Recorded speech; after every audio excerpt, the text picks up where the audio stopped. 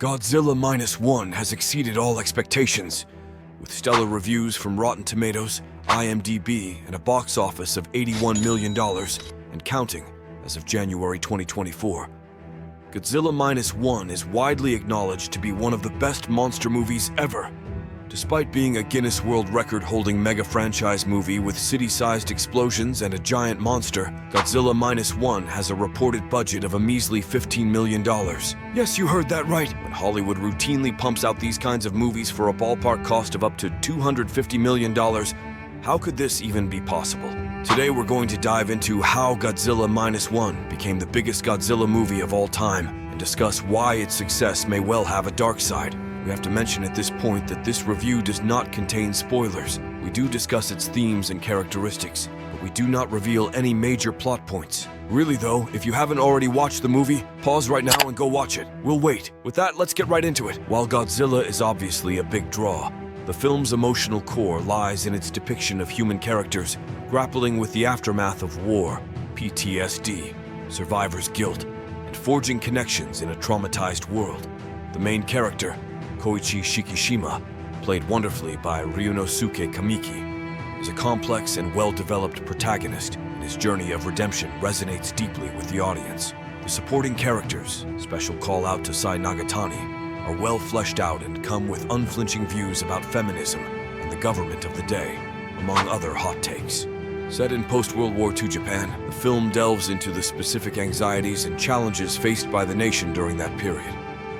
It adds a layer of complexity to the typical monster movie formula and provides a fresh perspective on Godzilla's role as a symbol of nuclear destruction. Most recent Godzilla movies have been set in modern times, and having this be a period piece does harken back to Godzilla's origin in Japan back in 1954. Godzilla Minus One explores themes of responsibility, atonement, and the cyclical nature of violence. It doesn't shy away from asking difficult questions about the cost of war and the potential for humanity to find hope, even in the midst of devastation. A strong emphasis throughout on preserving human life, even if doing so actively defies the responsibility to give one's life for the cause, is particularly telling. It is truly commendable that Japanese pop culture has chosen to highlight this, and the world has spoken their approval with their wallets. A smaller budget can allow filmmakers more creative flexibility, the opportunity to take risks with the story and visuals. This can and has led to a more unique and personal film. Godzilla Minus One's success shows that it's possible to create impressive special effects and action sequences without needing a massive budget. This could inspire other filmmakers to be more resourceful and efficient in their productions. Now, a little Godzilla history for you. The Godzilla franchise is recognized by the Guinness World Records as the longest continuously running film franchise, having been in ongoing production since 1954, with various hiatuses of varying lengths. There's been a total of 38 Godzilla movies made as of January 2024. This includes 32 Japanese films produced and distributed by Toho, starting with the original Godzilla in 1954, and 5 American films: Godzilla, 1998, Godzilla, Final Wars, 2004, Godzilla, 2014, Godzilla, King of the Monsters, 2019, and Godzilla vs. Kong, 2021.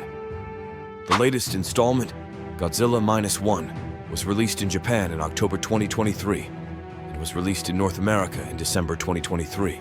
The last North American Godzilla movie, 2021's Godzilla vs. Kong, reportedly cost $160 million to produce.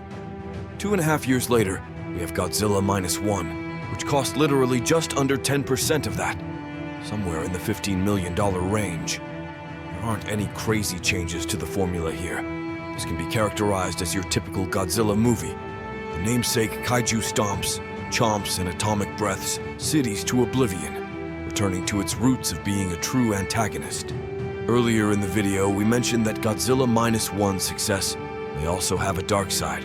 With a smaller budget, there is a risk of compromising on certain aspects of production, such as special effects, set design, and casting.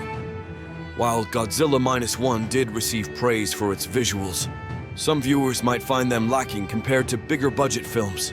There's a chance that Godzilla Minus One had an accelerated post-production process, or maybe the artists were simply stretched too thin, but that's neither here nor there. The movie is a game changer, but it does make you wonder how much better it could have looked if it just had a little more money put into it. The success of the film could put pressure on future filmmakers to achieve similar results with limited budgets, even if the story or context might not be suitable for it. The success of Godzilla Minus One shouldn't set unrealistic expectations for all films. Certain genres and stories might inherently require larger budgets to do them justice. Concerns have been raised about the potential for lower labor costs in Japan, leading to exploitative practices for artists and filmmakers involved in the production. Japan has labor laws are put into place so that wages are kept lower. This makes producing the movie less expensive, but also means that artists are not paid as much. Therefore, those actually making the movie do not reap the benefits of the awesome box office result. Notably, there are no proper filmmaking unions in place in Japan. The Japan Times reported a quote from actor Kanji Furutachi explaining the situation by saying, "There is no functioning actors union in Japan, so standards for working conditions don't exist. The result is a low-quality environment with long hours and low wages. The system here incentivizes exploitation. Ultimately, Godzilla Minus One has surpassed all expectations. With a ROI of 540% and counting, Hollywood executives have no choice but to take notice. Case in point, The Marvels is officially the lowest-grossing MCU movie in history, landing around $197 million on a reported $250 million budget. Hollywood mostly spent the 2010s writing blank checks, but maybe thanks to the times and hunger for superhero movies regularly achieving great success, to the tune of $1 billion or more. While those days might not be completely over, the tide is changing. Studios desperately need to find ways to make these movies cheaper and faster to produce. With the creative and financial success of Godzilla Minus One, Hollywood executives are probably taking notes quicker than Godzilla can release another atomic breath blast. Hollywood's blockbuster addiction is reaching critical mass, but a ray of hope emerges from the radioactive rubble. Godzilla Minus One roars with proof. You can craft compelling monsters and thrilling action without breaking the bank. Audiences crave compelling stories, not CGI spectacle. Learn from Minus One Hollywood. Channel its resourceful spirit, embrace financial sanity, and let limitations unleash your creative monsters. May a roar of artistic freedom rise, bringing profits to studios and, dare we dream, joy to audiences.